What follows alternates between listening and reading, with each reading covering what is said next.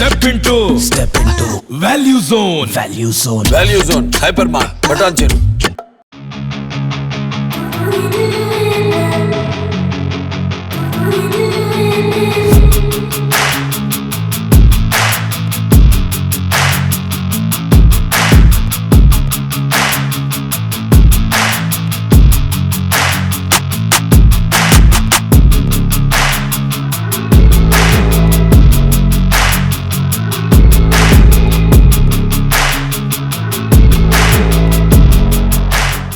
Hello అండి.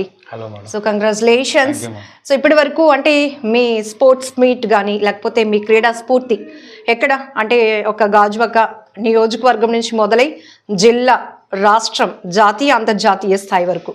So 515 కేజీలు weight lifting అంటే అంత ఈజీ కాదు. సో పవర్ లిఫ్టింగ్ సో ఎట్లా వర్కౌట్ అయింది? ఫస్ట్ టైం మీకు ఎప్పుడు ఈ ఇన్స్పిరేషన్ ఎలా కలిగింది? ఫస్ట్ ఇన్స్పిరేషన్ ఇదండి మా ఫాదర్ దగ్గర నుండి వచ్చిందండి. మా ఫాదర్ ఏంటంటే పల్లెటూరులో ఇప్పుడు సంగీత రాయలు ఎత్తుతారు కదండి, ఆ సంగీత రాయి నుంచి చూసి మా ఫాదర్స్ నుంచి తీసుకున్న ఇన్స్పిరేషన్ అనేది. ఎందుకు అది ఏంటి సంగీత రాయలు అంటే? అంటే ఇప్పుడు సంగీత రాయలు అంటే ఊరు ఇప్పుడు పల్లెటూరులో ఎలాగ ఉంటుంది, ఒక అమ్మాయిని చూడడానికి వెళ్తే ఫస్ట్ ఆ ఊర్లో పెద్దలు ఏంటంటే రాయి ఎత్తమంటారు. అలాగని కాదు, ఆ రాయి ఎత్తితే పెద్దలు ఏంటంటే రాయి ఎత్తలేనోడు రేపు పొద్దున్న పిల్లలు ఏం పెళ్లి చేసుకోగలవనే అంటారు ఆ ఊర్లో పెద్ద. అలాంటిది మా ఫాదర్ నుంచి ఫస్ట్ సంగీత రాయలని జిల్లా స్థాయిలో అప్పుడులోనే మా ఫాదర్ గా చాలా ఫస్ట్ ప్లేస్ లో సంపాదించారు. అంటే విలేజెస్ లో ఈ రకమైన కాంపిటీషన్స్ కూడా ఉంటాయా? ఓకే. సో అలా మా ఫాదర్ నుంచి నెక్స్ట్ నా అభిమాని నటి శ్రీహరి గారిని చూసుకొని ఇంకా అతని దగ్గర ఇన్స్పిరేషన్ తోనే ఇందులో జాయిన్ అయ్యాను. మనది ముందు బాడీ బిల్డింగ్ చేసేవాడిని, చాలా దగ్గర చీటింగ్ అవ్వడంతో బాడీ బిల్డింగ్ వదిలేసాను. వదిలేయడంతో మా ఫాదర్ అలా నాకు చెప్పడం, కొద్దిగా ఎలాగ అన్ని మధ్యలో వదిలేస్తున్నావు, ముందు బాక్సింగ్ నేర్చుకుని అది వదిలేసావు, కథ ఈ బాడీ బిల్డింగ్ నేర్చుకుని మధ్యలో వదిలేసావు, ఎందుకు మరి అలాంటప్పుడు నువ్వంటే ఎవరో తెలియాలి, పక్కింటోడికే తెలియదు ఇప్పటికి వచ్చి ఎవరు అనగానే అది కొద్దిగా సీరియస్నెస్ తీసుకొని జిల్లా స్థాయి ఇక్కడ రాష్ట్ర స్థాయిలో ఇక్కడ బెంచ్ ప్రెస్ కాంపిటీషన్ భాస్కర్ గారు పెట్టారు మా కోచ్. అందులో విన్ అవ్వలేదు. అయితే మా సార్ నన్ను చూసి నీకు బలం ఉంది, నువ్వు నా దగ్గర ట్రైనింగ్ ఇస్తానని చెప్పి మా సార్ గారు నాకు తీసుకున్నారు. దాకా దగ్గరుండి పగలు రాత్రి డైలీ 2 times ప్రాక్టీస్ చాలా కఠోరంగా ప్రాక్టీస్ చేయించి ఈ రోజు జిల్లా స్థాయి నుంచి రాష్ట్ర స్థాయి అలాగే జాతీయ స్థాయి అండర్ స్థాయి వరకు వెళ్ళాను. వావ్, గ్రేట్ అండి. సో మీ నాన్నగారు మీకు ఒక గ్రేట్ ఇన్స్పిరేషన్. సో అక్కడ మీరు కనెక్ట్ అయ్యారు, తర్వాత ఒక దానిపైన ఫుల్ కాన్సన్ట్రేషన్ అనేది చేయలేకపోయారు.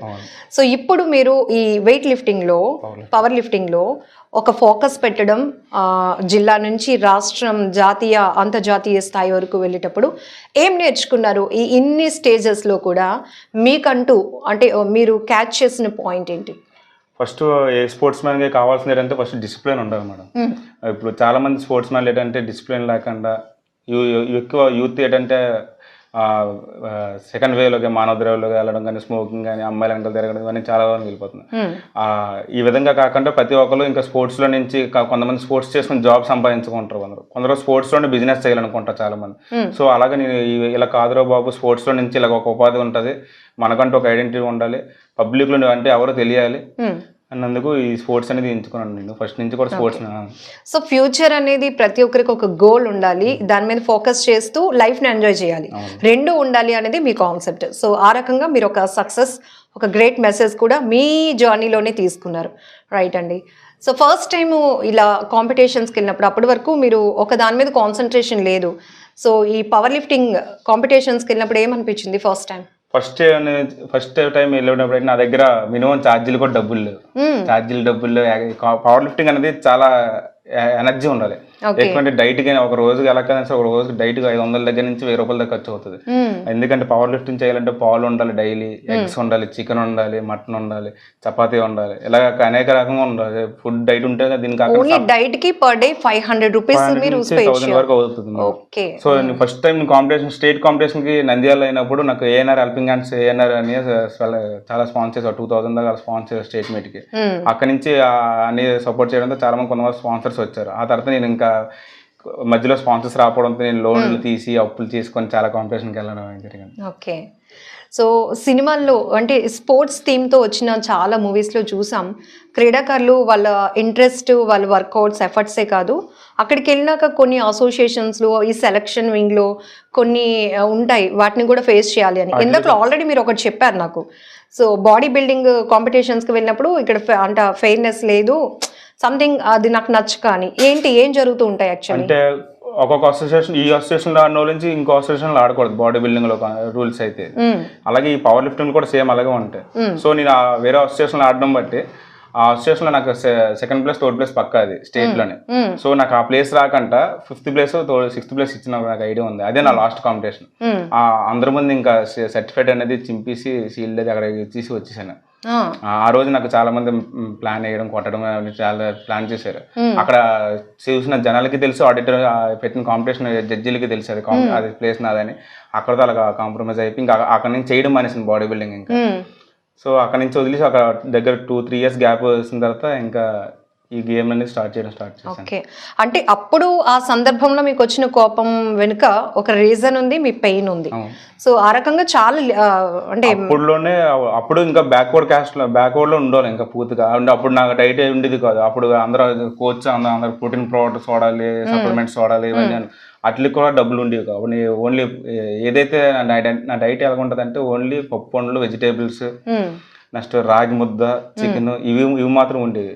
నెక్స్ట్ జొన్నలు ఇవి తినేసి ఎప్పుడు జిమ్కి వెళ్ళి ఆకలితో ఉన్న రోజులు కూడా చాలా రోజులు ఉన్నాయి. మినిమం మెయింటెనెన్స్కి లేకపోయినా మనస్సు నిండా ఒక లక్ష్యం అయితే ఉంది.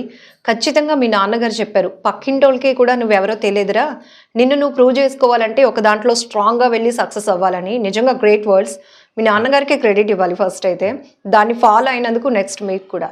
సో ఎప్పుడైనా కన్నీళ్ళు వచ్చాయా? ఎందుకు ఇది చూస్ చేసుకున్నాను, మినిమం మెయింటెనెన్స్కి కూడా నేను స్పేర్ చేయలేకపోతున్నాను, లేకపోతే ఎవరైనా మిమ్మల్ని క్రిటిసైజ్ చేయడం, ఎందుకు ఒక దాంట్లో ఉండలేవా, అదంటావు, ఈ పోటీలు అంటావు, ఇలా ఎవరైనా వెనక్కి లాగే ప్రయత్నం? చాలా మంది అన్నారు మేడం, ఊరు కాని ఊరు వచ్చినప్పుడు అనిగమైన ఉండాలి, లేదంటే నువ్వు పని చూసుకొని 4 రాళ్ళు సంపాదించి ఇంట్లో వాళ్ళు ప్రశ్నించుకోవాలి, కానీ నీకు ఎందుకు ఇలాంటివని చాలా మంది అన్నారు.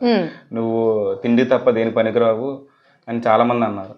అలాగని చదువులో కూడా నువ్వు పెద్ద టాపర్ ఏం కాదు, నీకు ఎవరు ఉద్యోగాలు ఉండవు, వేస్ట్ గేమ్ అనేది, కొంతకాలం అయ్యాక నీకు దుమ్ములు అరిగిపోవడం తప్ప నీకు బలం తప్ప కప్పులు తప్ప ఏమి ఉండవు, వదిలేసి వేరే పని చూసుకో శుభ్రంగా, లేదంటే ఎక్కడికైనా బయటికి వెళ్ళిపో, దుబాయ్ వెళ్ళిపో, అక్కడికి వెళ్ళిపో అని చాలా మంది అన్నారు.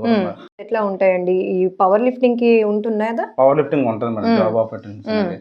ఎందుకంటే స్టేట్ లెవెల్లో, నేషనల్ లెవెల్లో కొట్టిన వాళ్ళకి పక్క జాబ్స్ ఉంటాయి. కానీ ఇప్పుడు మన ఈ గవర్నమెంట్లో అయితే ఇప్పుడు వరకు నాకు తెలిసి ఏ స్పోర్ట్స్ మ్యాన్కి జాబ్ రాలేదు. అంటే నా పవర్ లిఫ్టింగ్ లోనే కాదు, బాక్సింగ్ లో కానీ, కబడ్డీలో కానీ, క్రికెట్ లో కానీ, మన విజయలో చాలా మంది నేషనల్స్, ఇంటర్నేషనల్ చాలా మంది ఉన్నారు, మన గాజోక్ లో చాలా మంది ఉన్నారు. ఎవరికి ఇప్పుడు వచ్చి జాబ్ ఆఫర్ అనేది నాకు తెలిసి ఈ గవర్నమెంట్ లో అయితే ఎవరికి కావలేదు. ఓకే, అంటే ఇప్పుడు క్రీడా పోటీలు వివిధ దేశాలకు వెళ్ళి అక్కడ మన దేశం యొక్క ఖ్యాతితో పాటు సో మన పవర్ ప్రూవ్ చేసుకుంటున్నాం. సో మన స్టేట్ వాళ్ళు, ప్రభుత్వాలు మీకు ప్రోత్సాహం అందిస్తే ఇంకా ముందుకు వెళ్ళటానికి కానీ జాబ్ ఆపర్చునిటీస్, మరి కొంతమంది ఇన్స్పైర్ అవుతారు. అంటే క్రీడల పట్ల కూడా ఆసక్తి పెరుగుతుందేమో, ఇలా స్పోర్ట్స్లో చాలా స్ట్రాంగ్గా వెళ్ళి సక్సెస్ అయినా మనకు ఒక జాబ్స్ ఉంటాయి అనే ఒక ఆలోచన. సో మీరు ఏం చెప్పాలనుకుంటున్నారు? ప్రభుత్వంగా నాకు కొద్ది సాయం చేస్తే నేను కామన్వెల్త్కి వెళ్ళాలని నా మెయిన్ డ్రీమ్ మేడం. కామన్వెల్త్ లో ఒకసారి ఆడాలని నా మెయిన్ డ్రీమ్ అది. కామన్వెల్త్కి వెళ్ళాలంటే మినిమం ఈ డైట్ తో అయితే ఇప్పుడు వచ్చిన శాలరీతో అయితే నేను మీరు ముత్తూట్లో చేస్తున్నారు కదా, ఎంత వస్తుంది శాలరీ ఇప్పుడు? శాలరీ నాకు 15,000 వస్తుంది madam.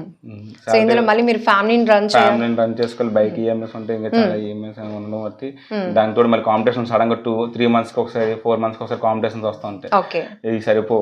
Last time Dubai international వెళ్ళినప్పుడు ముత్తూర్ కంపెనీ వాళ్ళే స్పాన్సర్ చేశారు మా మేడం బ్రాంచ్ మేనేజర్ ఎవరైతే శ్రీలత గారు ఉన్నారు, వాళ్ళ ఎయిర్ ఆఫీసర్ సురేష్ గారు, జయేష్ గారికి చెప్పడంతో వాళ్ళు కేరళ వాళ్ళతో మాట్లాడడంతో 1,80,000 దాకా స్పాన్సర్ చేశారు. లాస్ట్ టైం దుబాయ్ వెళ్ళడానికి 2 lakhs దగ్గర అయింది, 250 అయింది. కంపెనీ నుంచి 1,80,000 వరకు సపోర్ట్ చేస్తుంది లాస్ట్ టైం దుబాయ్ వెళ్ళడానికి. 515 kgs ఇన్ ఇంటర్నేషనల్ కదా. నెక్స్ట్ టార్గెట్ ఇప్పుడు కామన్వెల్త్ కి నేను వెళ్ళగలను అంటున్నారు. కామన్వెల్త్ సో ఎలాంటి మీకు ప్రోత్సాహం, ఎంకరేజ్మెంట్ కావాలనుకుంటున్నారు? డైట్ మెయిన్ ఉండాలి మేడం. నెక్స్ట్ దీంతో పాటు నీ ప్రెసెంట్ ఇందులో పవర్ లిఫ్టింగ్ లో 2 types ఉంటాయి. ఒకటి క్లాసిక్ అని, రెండో నుంచి ఎక్విప్డ్ అని. ఎక్విప్డ్ అన్నట్టుగా అయితే ఈ డైట్ అనేది సరిపోదు, నెక్స్ట్ ఈ ఏదైతే ప్రాక్టీస్ ఉందో ఇది కూడా సరిపోదు.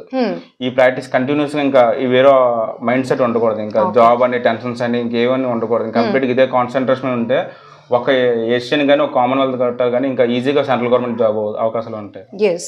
అంటే టార్గెట్లోనే చాలా స్ట్రెస్ కూడా మీరు ఫీల్ అవుతూ ఉంటారు. ఇప్పుడు కొన్ని సోషల్ మీడియాస్లో కూడా మనం చూస్తూ ఉన్నాం, సో ఫిజికల్ స్ట్రెంగ్త్ బాగా ఉన్నప్పటికీ కూడా కొంతమంది వర్కౌట్స్ చేస్తూనే అలా హార్ట్ స్ట్రోక్ ఇట్లా రావడం ఎందుకు జరుగుతాయి అలాంటివి? అవి సరిగ్గా ప్రాపర్ డైట్ లేకపోవడం వల్ల, ప్రాపర్ నిద్ర లేకపోవడం వల్ల, సర్టెన్ కాన్సన్ట్రేషన్ అంటే గేమ్ మీద వెళ్ళినదే. ఎప్పుడైతే గేమ్ స్టార్ట్ చేసామో గేమ్ మీద కాన్సన్ట్రేషన్ ఉండాలి. ఇంకా అదర్ యాక్టివిటీస్ కోసం మాట్లాడడం కానీ వేరే. ఇప్పుడు గేమ్ స్టార్ట్ చేసాను, ప్రాక్టీస్ స్టార్ట్ చేశాను, రేపు పొద్దున ఆఫీస్లో లోన్ అవుతుందా అవదా అని ఆ టెన్షన్తో ప్రాక్టీస్ చేసామంటే ఇలా నీ ఇంజరీ అవ్వడం కానీ వేరే మైండ్ సెట్ ఉండదు. గేమ్ ఆడడం గేమ్ మీద ఇంకా కాన్సన్ట్రేషన్ ఉండాలి. ఇంకా స్పోర్ట్స్ లో ఉన్న వాళ్ళు చాలా షార్ప్ గా ఉంటారని, దేన్నైనా చాలా స్ట్రాంగ్ గా, చాలా సెన్సిటివ్ గా అంటే దాన్ని వర్కౌట్ చేసుకోగలుగుతారని విన్నాం. Is it true?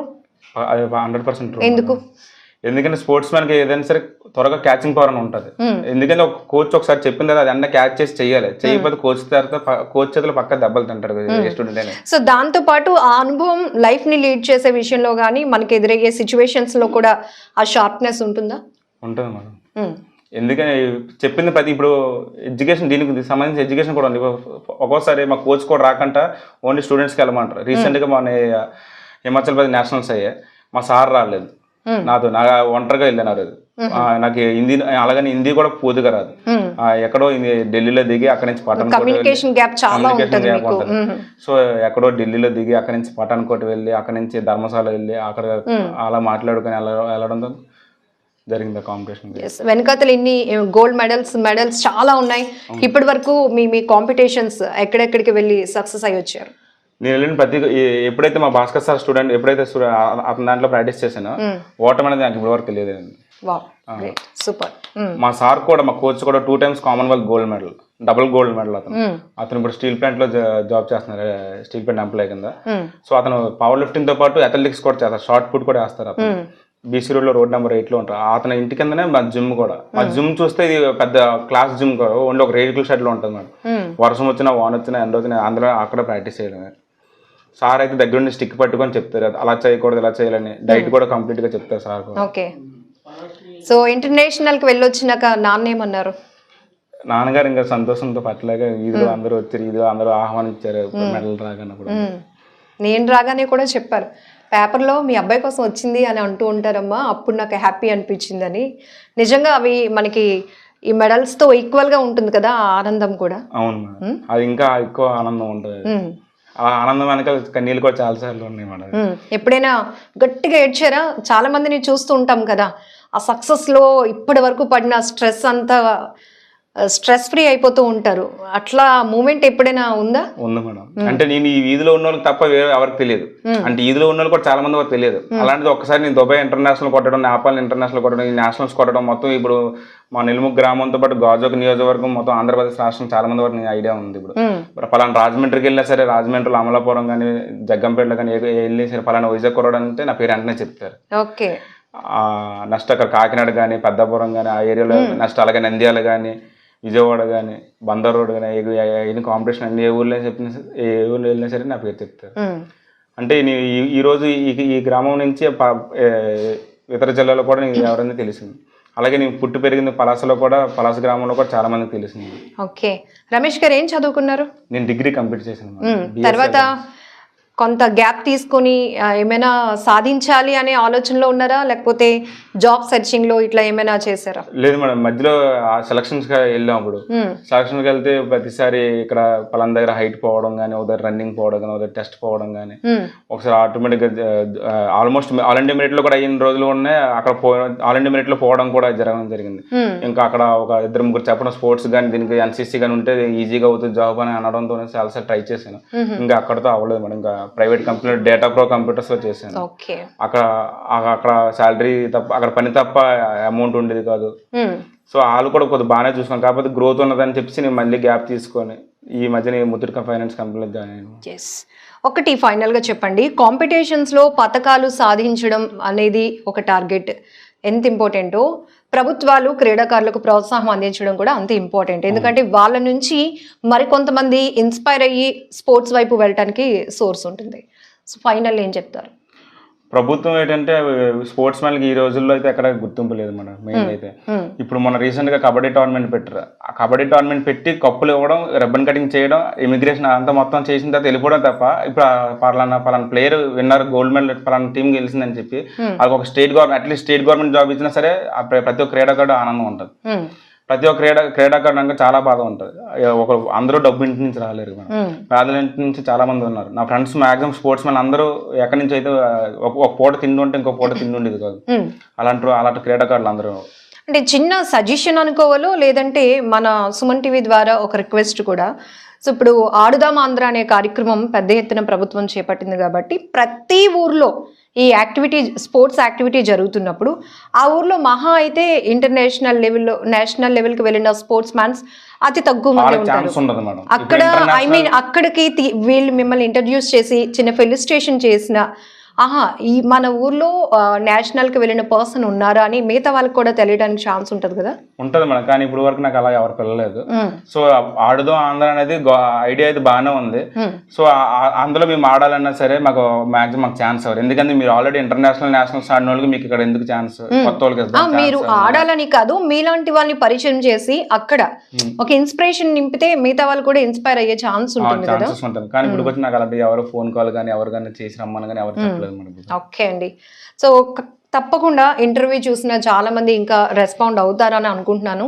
సో అలాగనే ప్రభుత్వాలు కూడా క్రీడాకారులను ప్రోత్సహించాల్సిన అవసరం ఉంది. ఎందుకంటే వాళ్ళు ఒక్క స్థాయి అంటే జిల్లా నుంచి రాష్ట్రానికి, అక్కడి నుంచి మళ్ళీ స్థాయి పెంచి ఇంకా పథకాలు సాధించి వాళ్ళ వ్యక్తిగత డెవలప్మెంట్తో పాటు దేశానికి కూడా అంటే ఇండియా నుంచి లేకపోతే రాష్ట్రం నుంచి, ఏపీ నుంచి, విశాఖ నుంచి, గాజువాక నుంచి ఇలా ఒక అడ్రస్ అనేది అక్కడ స్పెసిఫిక్గా అవుతుంది. కాబట్టి వాళ్ళని ఎంకరేజ్ చేస్తే మన రాష్ట్రానికి మన దేశానికి కూడా ఇంకా మంచి పేరు తేయడానికి చాలా మంది క్రీడాకారులు అయితే సిద్ధంగా ఉన్నారు. Wish you all the very best Ramesh Yadav garu. All the very best. Thank you.